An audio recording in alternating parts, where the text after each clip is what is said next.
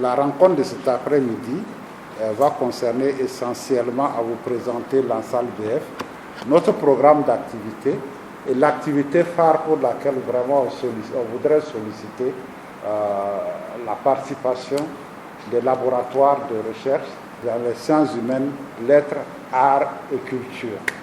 Donc véritablement c'est dans cet esprit que la rencontre aujourd'hui est prévue.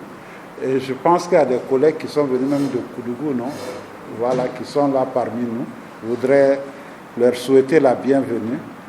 Et à tous les autres collègues qui sont présents de l'Université Joseph Kizerbo, du CNRST, les collègues du CNRST qui sont là avec nous, je voudrais en tout cas souhaiter la bienvenue à tout le monde, d'avoir pris le temps de venir.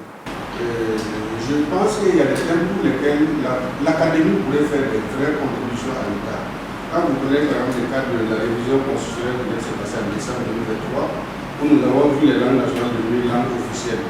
Et jusqu'au moment où on parle, il n'y a eu aucune déclaration officielle sur le sujet. Est-ce que l'académie va garder le silence sur cette affaire comme ça, ou l'académie va devoir faire des propositions pour que nous puissions avancer? Et il en est de même pour le développement fulgurant du numérique, avec aujourd'hui l'intelligence artificielle. Nous voyons que beaucoup de travaux vont dans ce sens-là. Est-ce que ce n'est pas intéressant que l'académie puisse s'approprier de l'évolution de la société actuelle?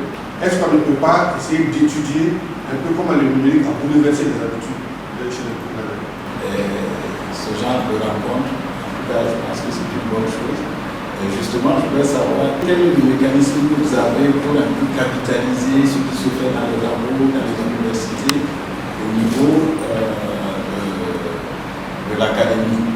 Parce que, par exemple, sur cette thématique intéressante, c'est que nous, par exemple, l'année dernière, au niveau de l'université Norbert Zongo, nous avons eu un colloque sur l'apport des sciences humaines, la gestion des crises. Je voudrais entrer dans la dimension vivre ensemble.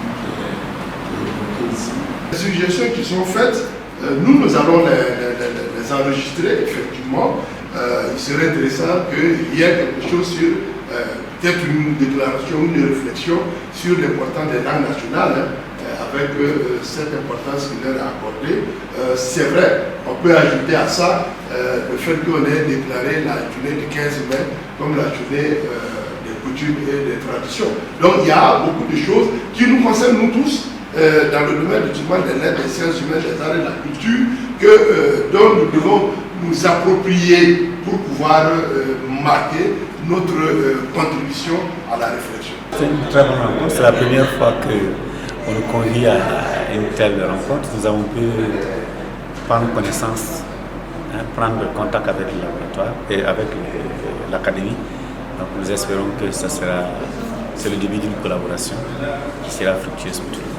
C'est l'occasion pour les uns et les autres de faire en sorte qu'on gaspille moins d'énergie et on va plus loin ensemble. C'était de pouvoir rencontrer les différents laboratoires qui s'inscrivent dans la même dynamique que nous, notamment qui s'occupent des mêmes domaines de réflexion, de recherche, que ce sont les sciences humaines, les arts, les lettres et la culture. Donc il fallait leur présenter notre programme d'activité et voir quelle est la possibilité d'avoir des partenariats avec ces laboratoires de recherche. Nous sommes satisfaits en tout cas de savoir que la plupart des laboratoires, qu'ils soient du CNRST, de l'Université Joseph Kizerbo ou encore de l'Université Norbert Zongo de Koudougou, ont répondu favorablement à cette rencontre-là.